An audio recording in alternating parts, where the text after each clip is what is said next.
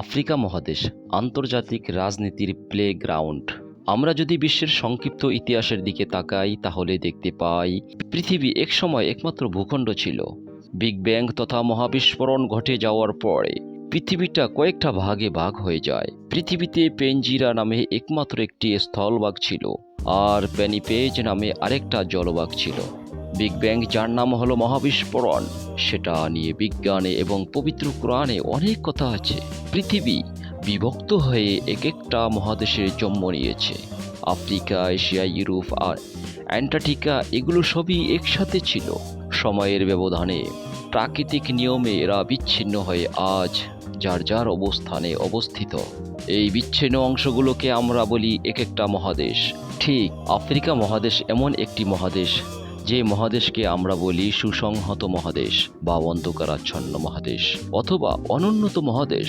যে মহাদেশ শুরু থেকে আজ পর্যন্ত একই জায়গায় একই অবস্থায় অবস্থিত, কোথাও সে ছড়িয়ে যায়নি। অন্য কোনো মহাদেশে তার জায়গা থেকে যে কোনোভাবেই ছড়িয়ে গেছে। বিগ ব্যাং হওয়ার পরে সকল মহাদেশ মুভমেন্ট করে, কিন্তু আফ্রিকা মুভমেন্ট করেনি, যার কারণে এটাকে আমরা বলি সুসংহত মহাদেশ। আফ্রিকা মহাদেশ একটা ওপেন চিড়িয়াখানা। একটা চিড়িয়াখানায় জীবজন্তু যেভাবে ধরে রাখি, ঠিক আফ্রিকা মহাদেশকেও আমরা বলি এটি ওপেন চিড়িয়াখানা। এত প্রাণী, এত বৈচিত্র্য পৃথিবীর অন্য কোনো মহাদেশে নাই। এটিকে বলি আমরা অন্ধকারাচ্ছন্ন মহাদেশ। এখানে প্রায় 54টা স্বাধীন রাষ্ট্র আছে, যারা শিক্ষা, অর্থনীতি, প্রযুক্তি, দক্ষতা ইত্যাদি সব দিক থেকে অনুন্নত। এখানে অন্ধকার বলতে এই অনুন্নত অবস্থাকে বোঝানো হয়েছে। জ্যামিতিক রেখায় বিভক্ত করা হয়েছিল পৃথিবীর একমাত্র মহাদেশ। সেই মহাদেশের নাম হচ্ছে দক্ষিণ আফ্রিকা। অর্থাৎ যারা পৃথিবীতে নিজেদেরকে সভ্য, উন্নত, শিক্ষিত এবং প্রগতিশীল জাতি বলে দাবি করে।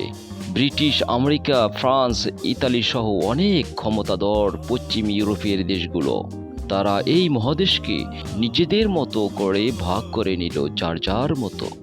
যার কারণে আফ্রিকা মহাদেশের সকল দেশের ম্যাপগুলো সোজা সোজা রাষ্ট্রের সীমানাগুলোর মতো।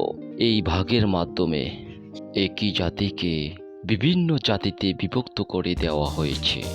এই জন্য এটাকে বলা হয় জ্যামিতিক রেখায় বিভক্ত করা, যা অন্য কোনো মহাদেশকে করা যায়নি।